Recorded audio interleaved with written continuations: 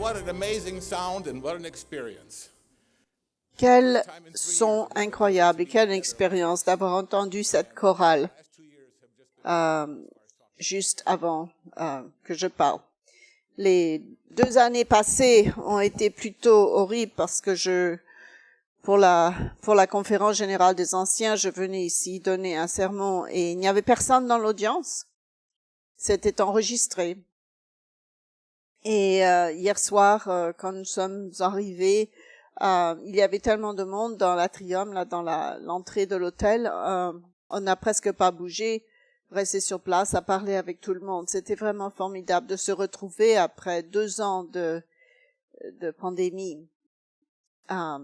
Et pour tous ceux qui écoutent le télécast à travers le monde, nous souhaitons la bienvenue à tous les anciens qui sont venus pour cette GCE. Psaume 127, verset 1. Reportez-vous à Psaume 127, verset 1. J'aimerais commencer ici. Si l'Éternel ne bâtit la maison, ceux qui la bâtissent travaillent en vain. Si l'Éternel ne garde la ville, celui qui la garde veille en vain. L'une des raisons pour lesquelles nous nous assemblons lors de la conférence des anciens, c'est pour discuter de l'œuvre de Dieu, l'œuvre que Dieu a fait. La maison, le temple qu'il est en train de construire. Parce qu'à moins que ce soit lui qui le construit, ce travail, ce serait en vain. Historiquement, nous avons appelé cela l'œuvre. C'est presque un terme qui est uniquement propre à l'Église, mais c'est dans la Bible, donc on peut l'utiliser. Nous appelons ça l'œuvre. Quand je suis venue à l'Ambassador College, on disait prier pour l'œuvre, penser à l'œuvre, travailler pour l'œuvre, l'œuvre. On en parlait tout le temps. Pour ceux qui sont venus ici pour la conférence, l'une des choses importantes que nous faisons, c'est de comment nous construisons ou bâtissons l'œuvre de Dieu. Comment sommes-nous impliqués dans cette construction de l'œuvre? Que devrions-nous faire? Dieu résume la base spirituelle pour son opération, ou son plan opérationnel, dans Ésaïe 55, verset 11. Et où il est question de son œuvre, de sa parole. Il est question de sa parole, 55, verset 11. Ainsi en est-il de ma parole, qui sort de ma bouche. Elle ne retourne point à moi sans effet, sans avoir exécuté ma volonté et accompli mes desseins. Dieu prend responsabilité et assume ses responsabilités de cette œuvre et le succès de cette œuvre. Nous considérons la Bible comme une chronique de l'histoire humaine, mais c'est aussi une chronique de l'œuvre que Dieu a continuellement accomplie. Il y a plusieurs endroits dans la Bible qui parlent de l'œuvre.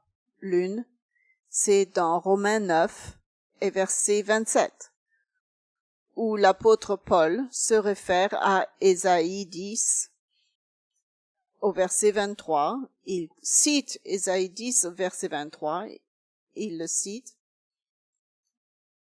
Que Ésaïe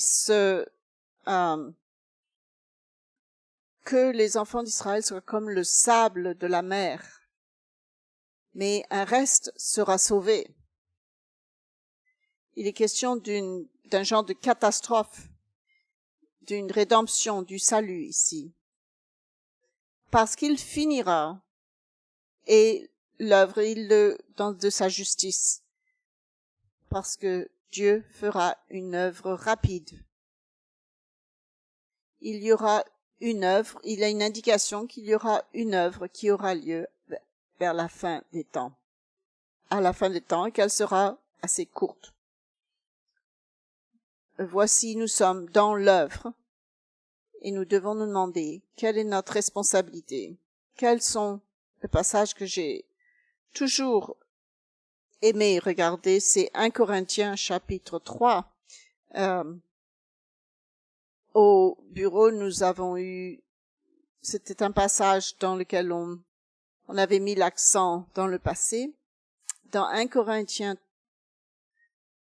3, versets 6 à 8. Verset 4 en français. Moi, certains disent, je suis de Paul et un autre d'Apollos.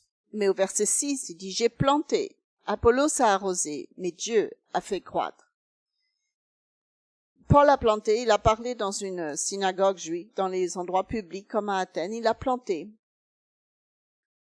Il n'était pas nécessairement un pasteur, même si on dirait qu'à Éphèse, il était un peu comme un pasteur.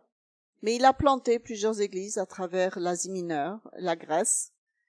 Apollos, probablement un ministre, un ancien, a arrosé. Il s'en est occupé, il l'a nourri spirituellement, mais il dit que c'est Dieu qui l'a fait croître.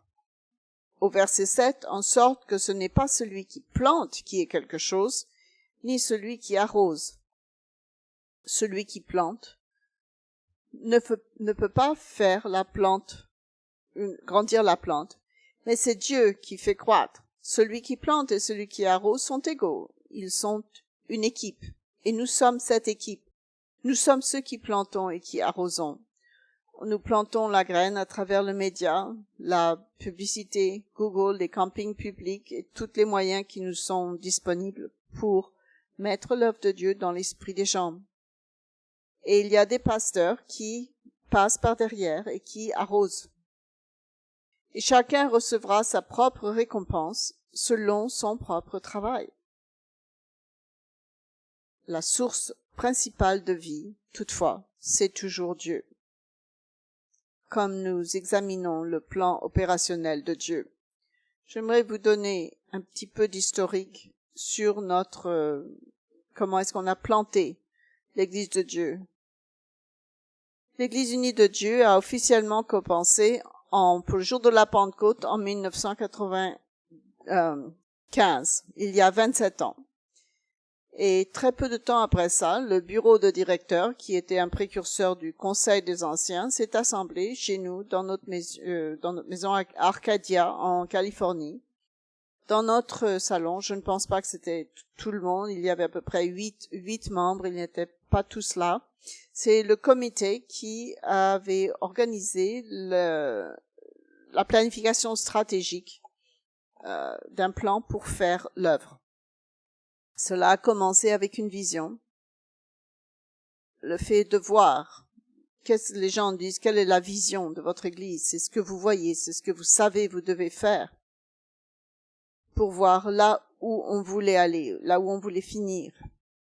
Et ensuite, nous avons parlé d'une mission. Comment est-ce qu'on y arriverait? Et nous nous sommes posé la question de comment est-ce qu'on allait arriver là où on pouvait voir que Dieu voulait qu'on aille. La plupart d'entre nous avions aucune expérience dans le fait de planifier de façon stratégique une œuvre. Mais nous avons commencé à comprendre des petites choses au fur et à mesure. Nous avons compris rapidement que la garantie spirituelle d'accomplir ce genre de travail, c'est de comprendre comment est-ce que cela allait réfléchir la volonté, refléter la volonté de Dieu et cela on a réalisé, je vais lire cela à nouveau parce qu'on a très vite compris que la spirituelle garantie d'accomplir cette œuvre et de comprendre comment est-ce qu'elle doit refléter la volonté de Dieu, ses priorités et sa volonté. Au début de la lettre aux Éphésiens, dans les 3 premiers chapitres, nous voyons que tous les bénéfices spirituels et bénédictions spirituelles viennent de Dieu à travers Jésus-Christ. Dans Éphésiens 1, verset 22, c'est un verset clé qui montre qui est la tête de son Église maintenant. Éphésiens 1, verset 22. Et il, en parlant de Dieu le Père, a tout mis sous ses pieds, il s'agit de Jésus-Christ, et il l'a donné pour chef suprême à l'Église. Dieu a assigné Jésus-Christ le rôle d'être le chef de l'Église. L'Église qui est son corps, la plénitude de celui qui remplit tout en tous. Nous faisons partie de ce corps. Quel est le résultat ultime que Dieu veut achever? Je pense qu'il est important que nous devons comprendre ces principes simples et pourtant et assez basiques. Dans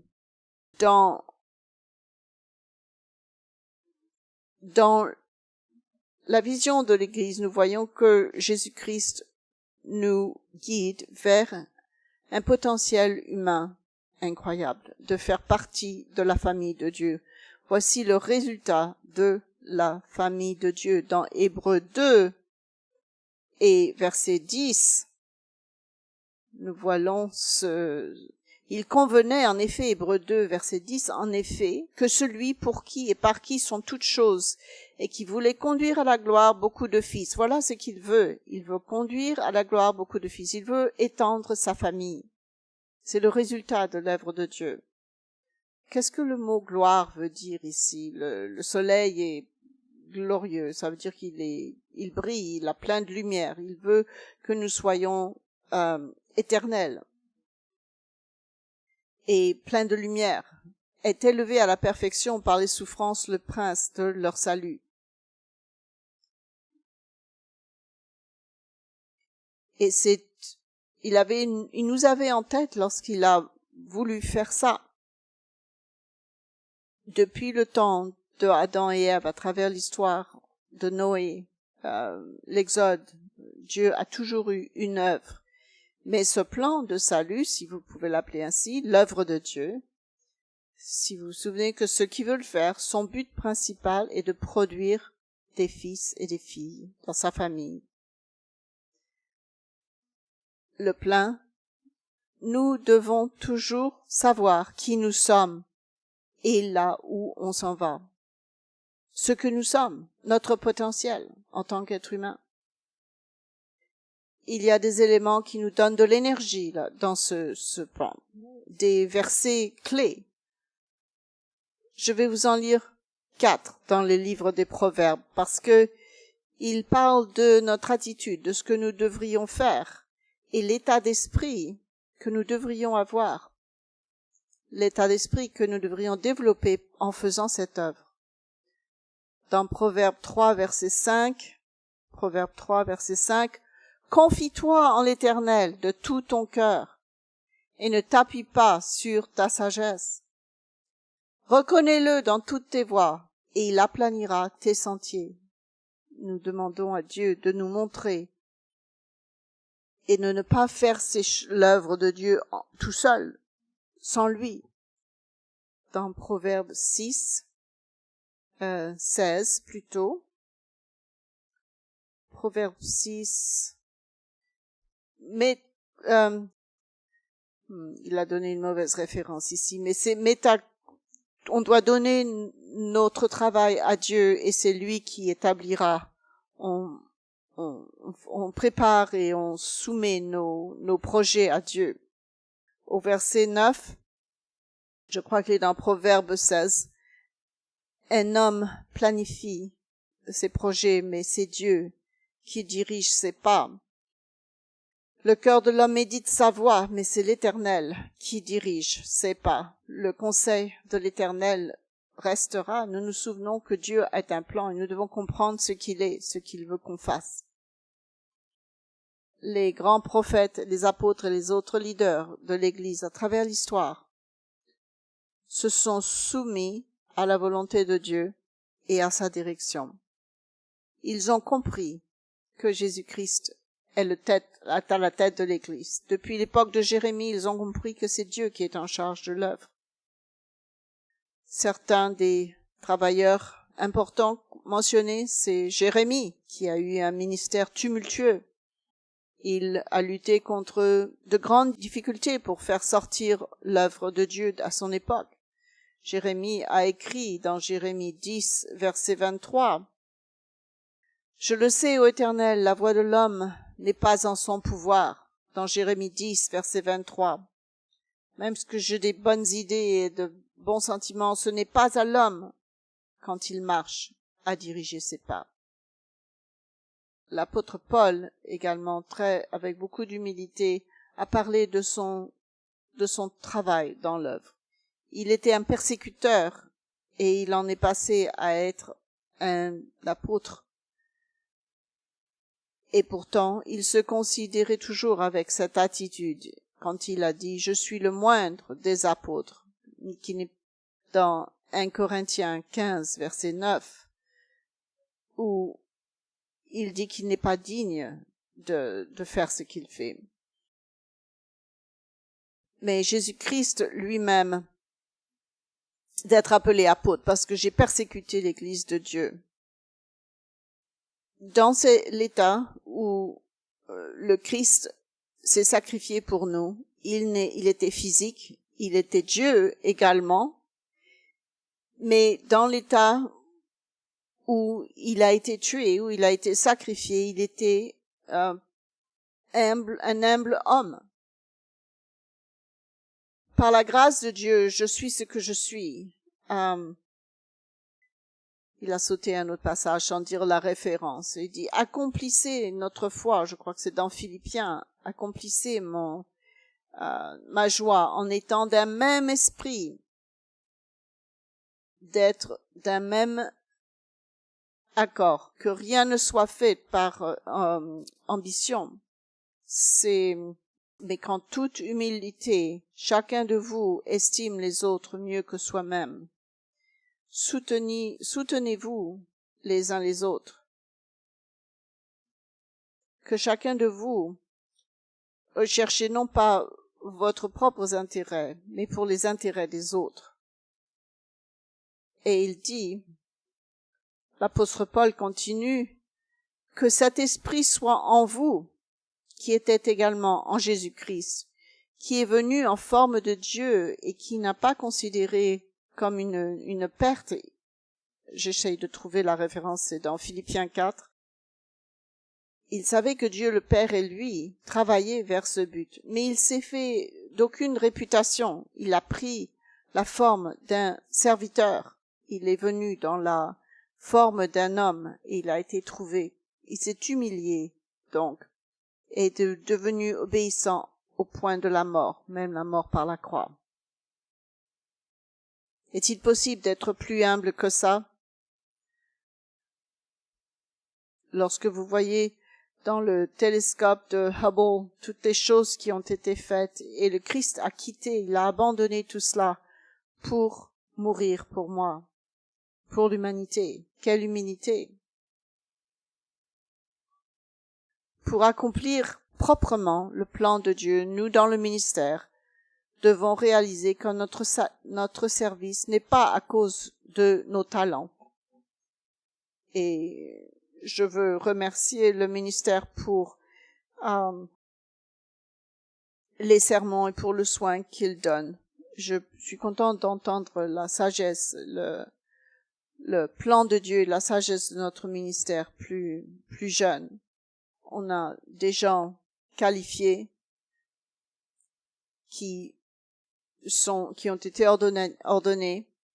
Ce qui est important, c'est la condition de nos cœurs lorsqu'on fait l'œuvre, l'humilité que ça prend de pouvoir faire cette œuvre.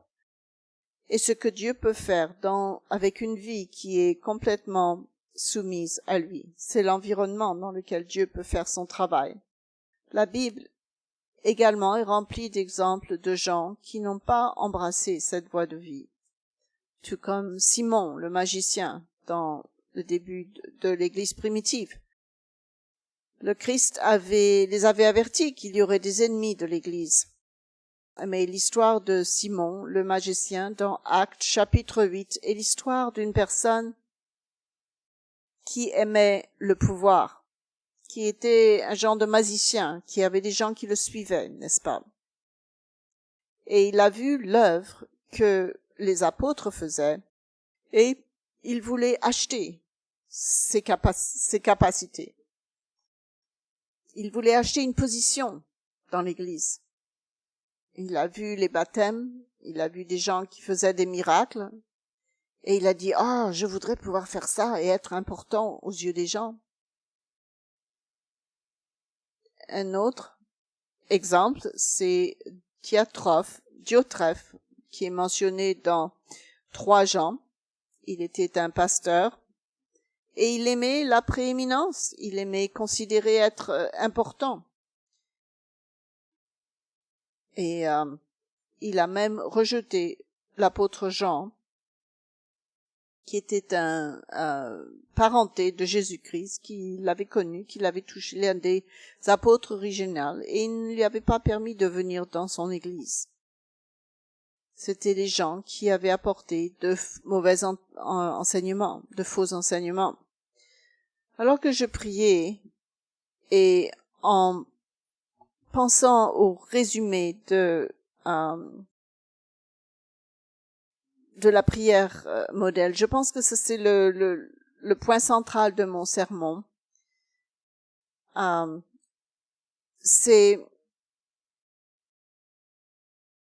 pensais à moi-même, qu'est-ce que je devrais écrire en tant que président?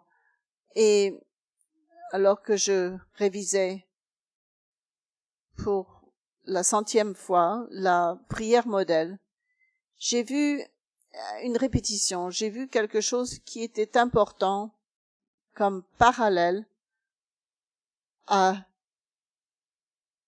un état d'esprit que quelqu'un doit avoir pour faire l'œuvre de Dieu.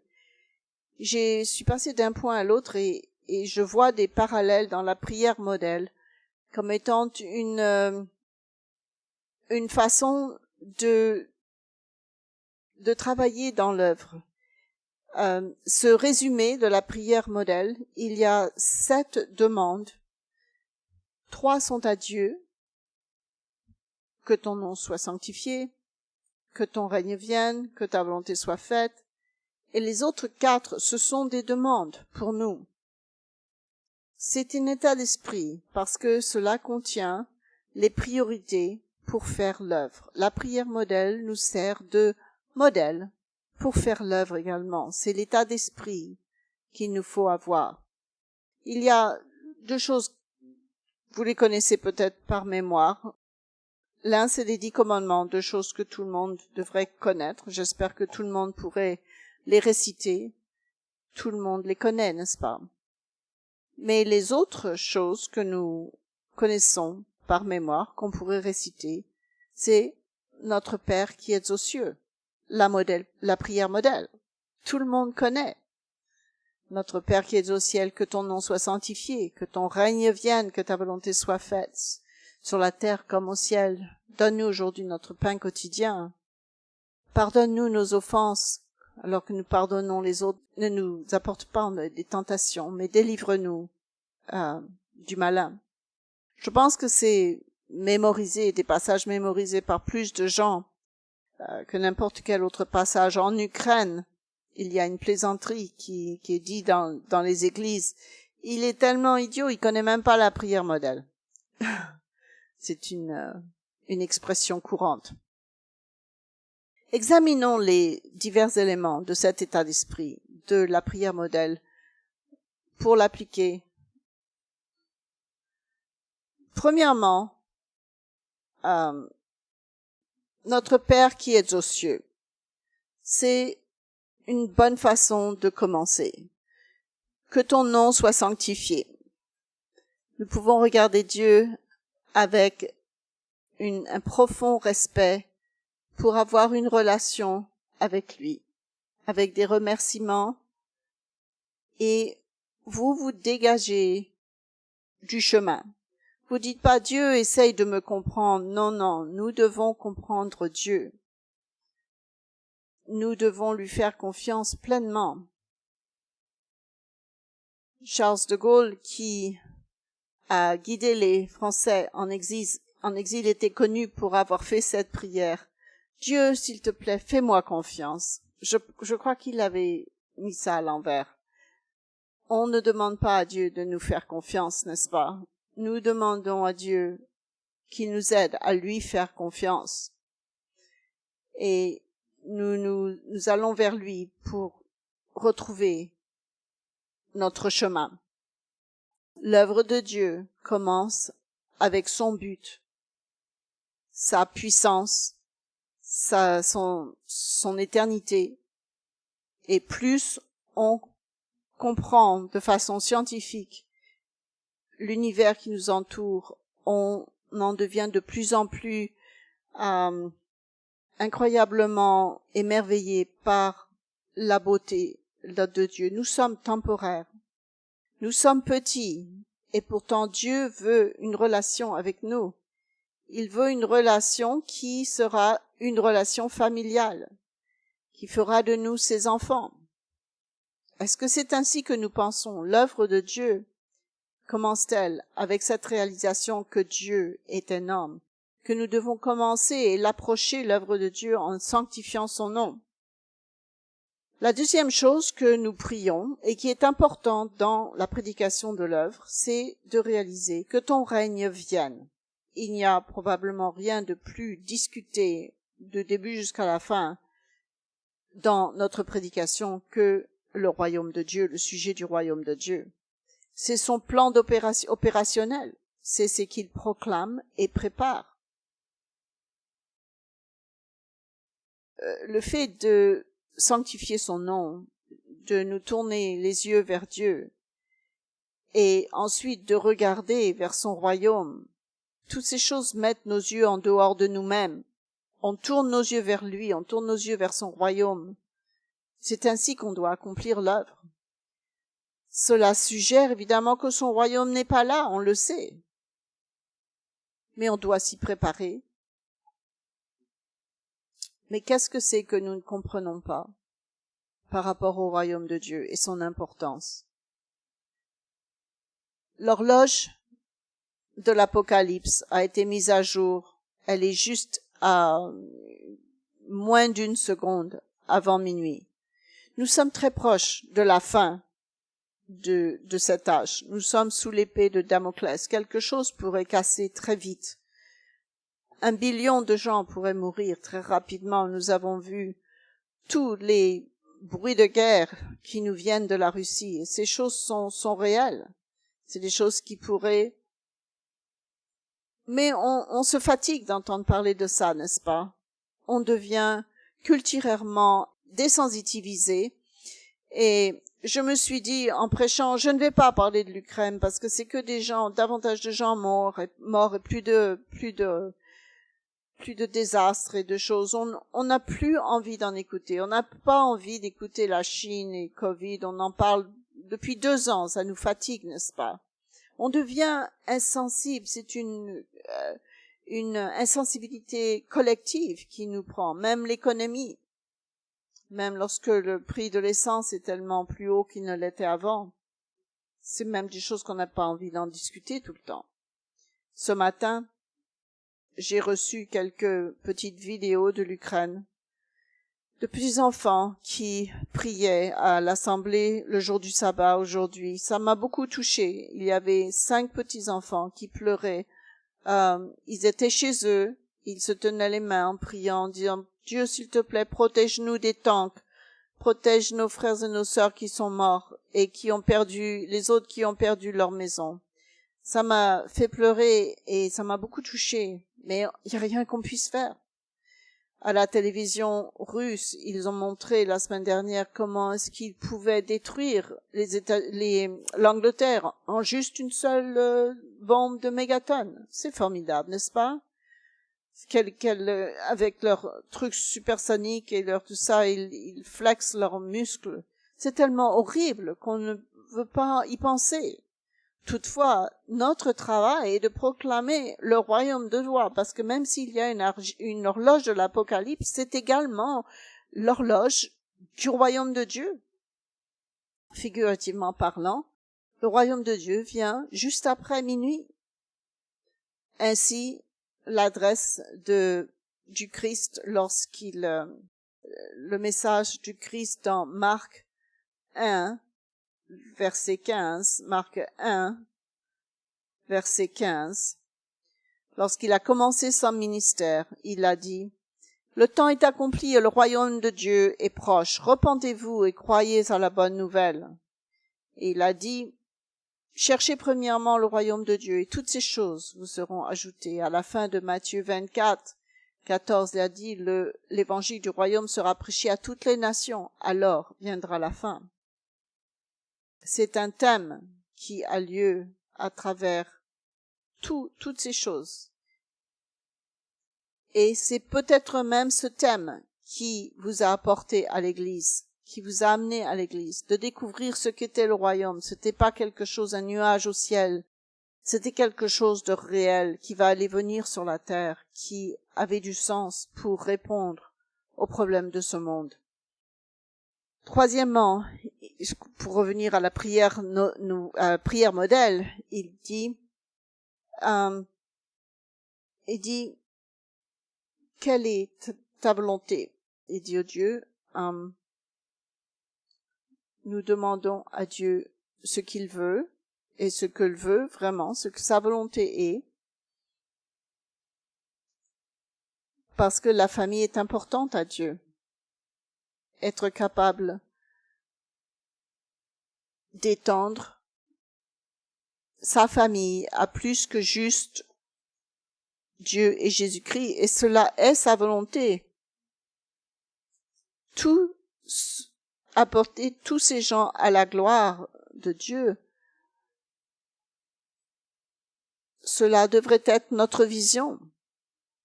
C'est la vision de l'Église de Dieu unie, d'apporter plusieurs enfants à la gloire. C'est le résultat du salut.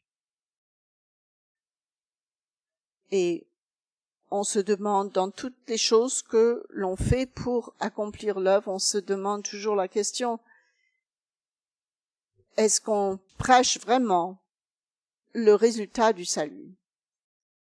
Que nous devenons fils de Dieu. Il ne s'agit pas de notre revenu, de nos activités, mais des résultats, l'œuvre de Dieu. Ce qui importe, c'est le résultat, d'apporter beaucoup d'enfants à la gloire. Jésus-Christ dit quelque chose d'important ici. Dans la prière modèle de Matthieu 6, il dit donc: « Que ta volonté soit faite sur la terre comme au ciel. » Dans Luc, j'ai manqué la référence, il dit Pierre, c'est avant de mourir, sa prière avant de mourir, il dit: « Pierre, si c'est ta volonté, enlève cette coupe de moi, éloigne-moi de cette chose, que toutefois que ta volonté soit faite et non pas la mienne. » Dieu le Père et Jésus-Christ avaient déjà prédéterminé que la seule façon de développer le genre de caractère volontaire, le genre de nature qui serait la nature de Dieu et de Jésus-Christ déjà, serait à travers le processus de rédemption qui est venu par Jésus-Christ. Il leur dit que ta volonté soit faite. Il abandonne tout dans sa vie à la volonté de Jésus-Christ. Dans Éphésiens 5, verset 17. Dans Éphésiens 5, verset 17.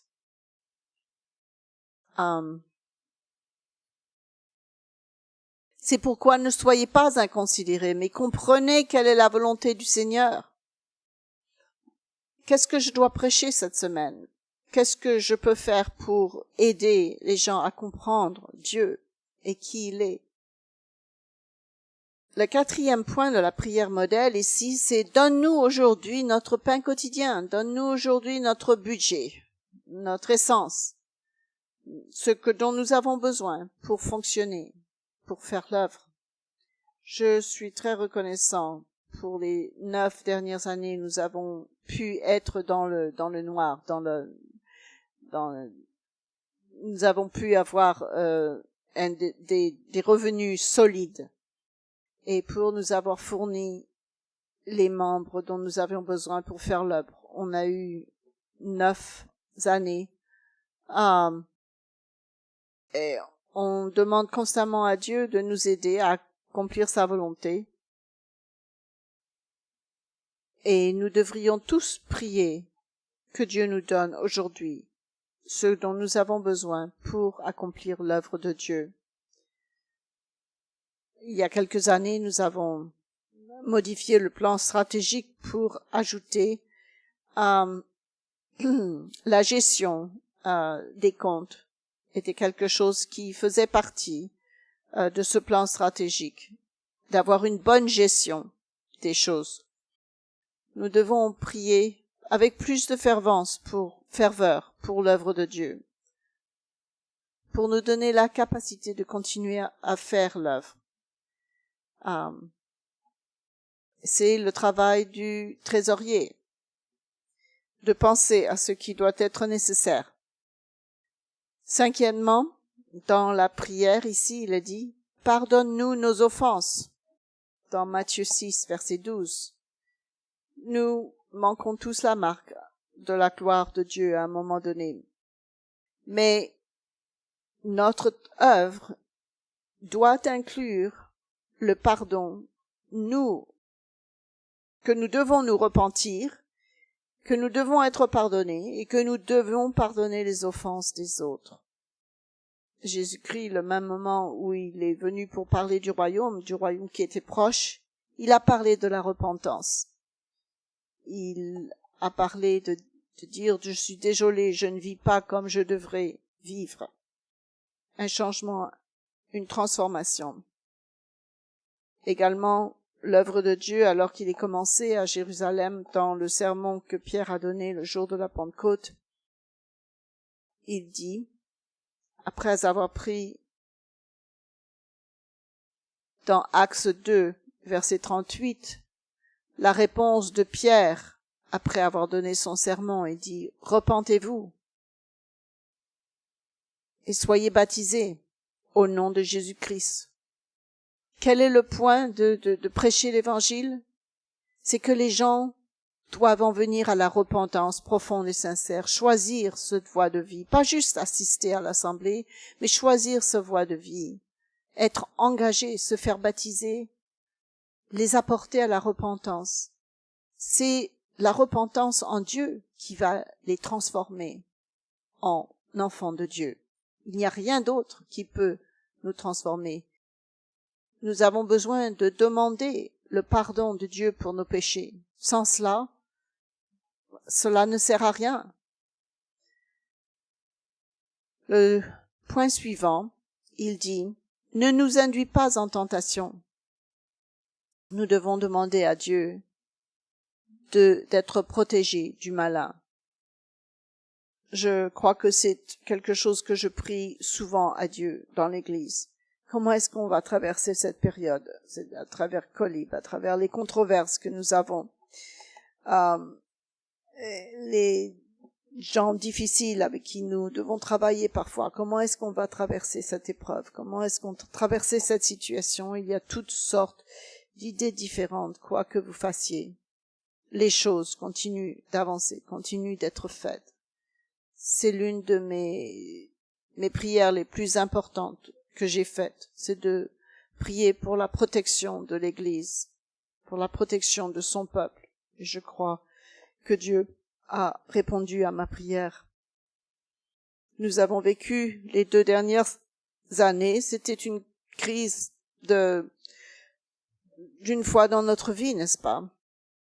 Il y avait toujours quelque chose, une crise après l'autre, et nous devons demander à Dieu de nous protéger constamment. Le dernier élément, c'est de nous délivrer du malin. Je l'avais déjà lu par erreur, excusez-moi. Nous en sommes engagés chaque jour dans une guerre spirituelle. Satan est le dieu de ce monde. Il est le dieu des films et des livres et de tout ce qui nous amuse. Et il sait que son temps est presque fini. Et il va devenir de plus en plus haineux envers nous. Il va nous attaquer de plus en plus. Nous sommes engagés dans une guerre avec lui, qui est journalière. Il cherche à nous diviser, il cherche à nous détruire. Il est appelé le destructeur. Il séduit, qui ment, qui nous fait croire qu'on ne va pas y arriver. Il est le père du mensonge et il nous dévore si on le laisse dans Jacques, comme le dit Pierre, l'apôtre Pierre. Comme j'ai commencé mon sermon, à moins que Dieu ne garde la ville, il la garde en vain. Nous avons besoin de continuellement demander la protection de Dieu. À la fin de ces 7 points de la prière modèle, Jésus revient à 2 des demandes dans Matthieu 6, verset 13.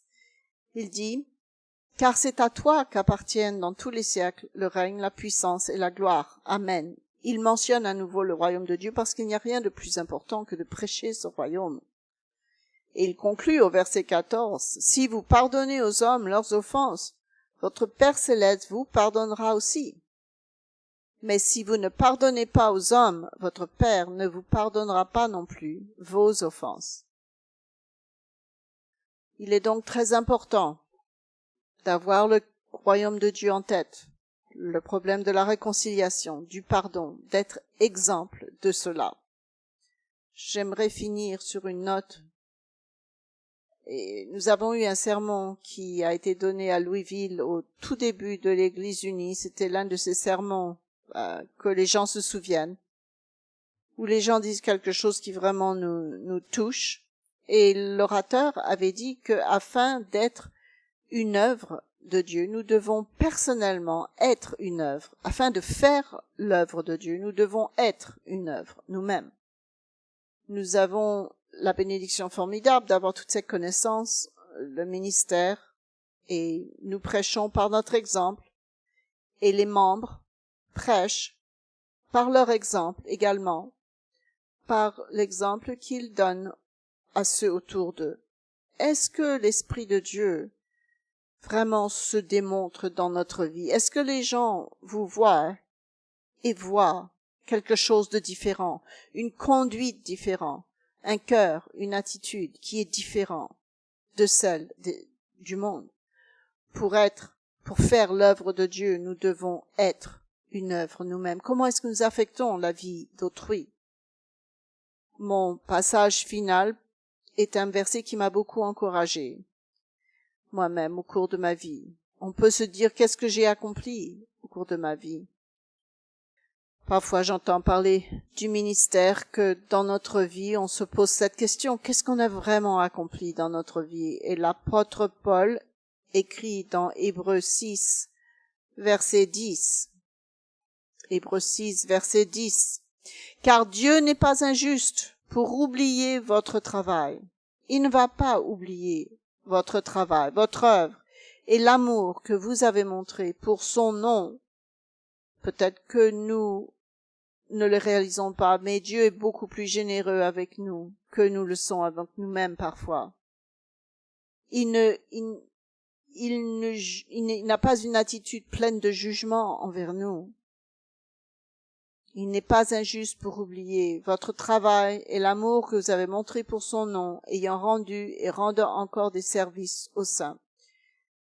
Laissez-moi lire cela à nouveau. « Car Dieu n'est pas injuste pour oublier votre travail et l'amour que vous avez montré pour son nom, ayant rendu et rendant encore des services aux saints. » Continuons de faire ça. Continuons d'être unis. Regardez, examinez les 7 points de la prière modèle en tant que parallèle de l'état d'esprit que nous devons avoir pour faire l'œuvre de Dieu, pour devenir une œuvre. Dieu ne va pas oublier nos sacrifices. Nous avons tous sacrifié beaucoup pour faire l'œuvre de Dieu. Nous avons pris des détours dans notre vie. Votre vie a une grande signification et Dieu le sait, et vous serez récompensés à cause de ce que vous avez fait pour lui et pour son peuple. N'oubliez jamais cela.